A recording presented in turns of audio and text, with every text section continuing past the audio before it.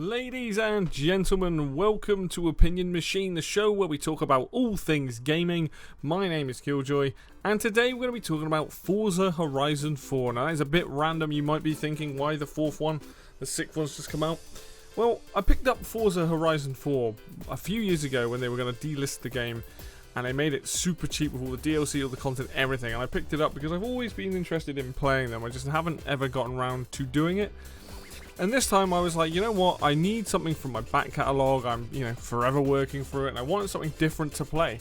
And it turns out this was the game that gripped me. I wasn't expecting it to be, I just knew that this was a good game. It was considered a very solid game. There was two things going into it that I knew about. One was Forza Horizon 4 is set in the UK, set in Britain, in a truncated version, but it was that, and I was like, hey, I'm from Britain, I'm biased, I want to play a game where I drive around a fake Britain. And two, I knew that there was a Lego expansion for the game itself, and I was like, okay, cool.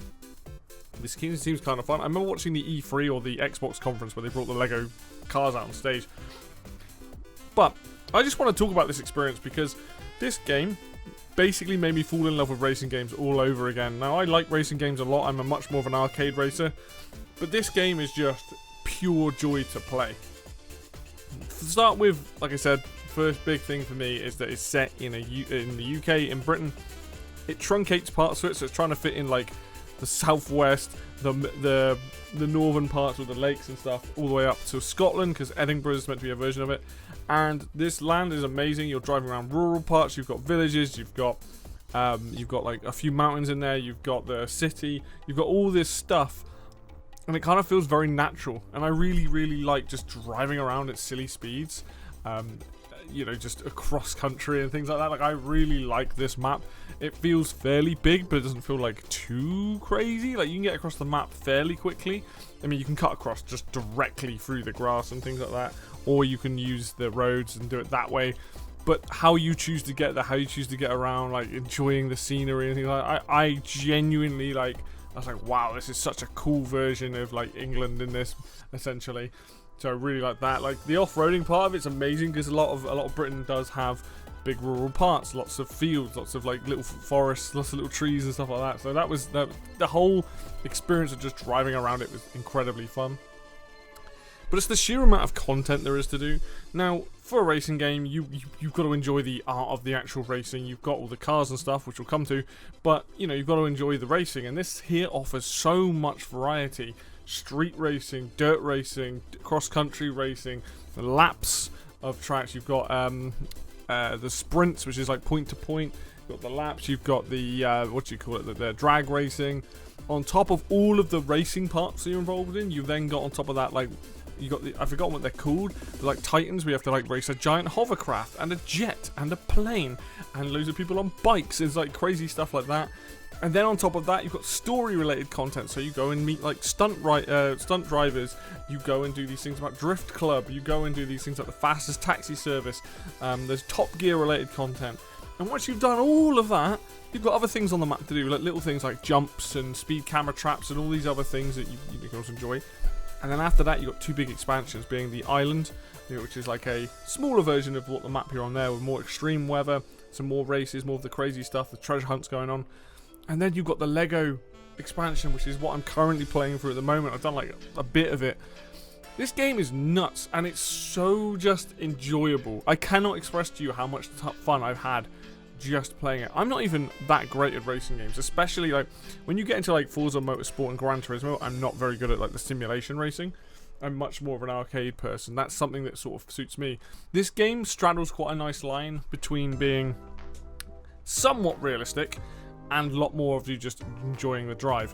What I really like, there's a couple of mechanics in this game, is one, you always have the racing line on screen, so you can always improve while you're driving and figure that out. And two, that you have the rewind function, which I know it's not the first game to do it, but rewind functions in games like this, the reason why it's so useful, it means you don't have to go and hit the button, hit retry, all that sort of stuff. Like, you can do that, but this allows you to like take corners again, figure things out.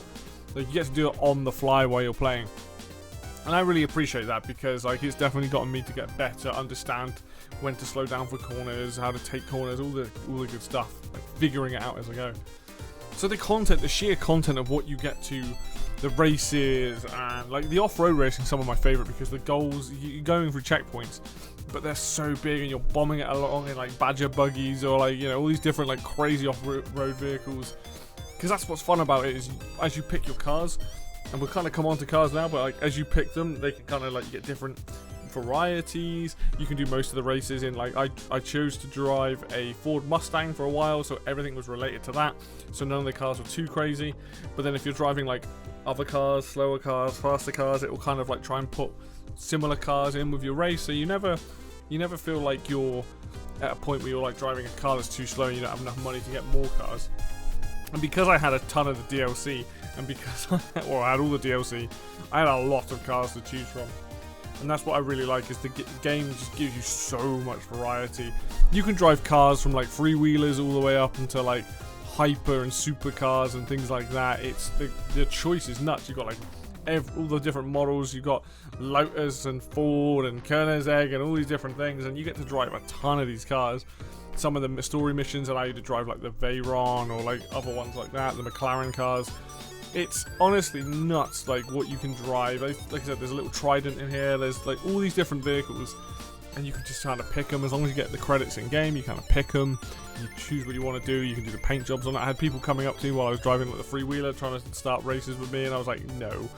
But the sheer amount of cars, like if I know that there's more cars in the later games and things like that, where like more cars have come out, newer editions, like you have like different year editions and things like that. But like, you're not going to be disappointed with the amount of cars. I like the fact that in this you go and find barns as well, and they have like old style cars, like classic Mini, classic Ferraris, all these different things. Honestly, it's just like, I get why these games are popular.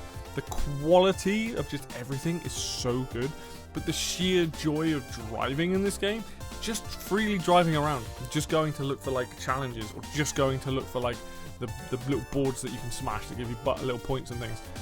That, as well as the radio stations. Now I do have my favourites. I listen to a lot of like Pulse because I like the pop tracks to drive along to, but there's like a drum and bass station, there's a metal station, there's classical FM, there's all these different things. And the choice of music here is just spot on. I know you kind of get used to whatever the game offers, but I really like the choice of music, like driving around to a lot of them. And I think that massively helps, especially when you're free roaming.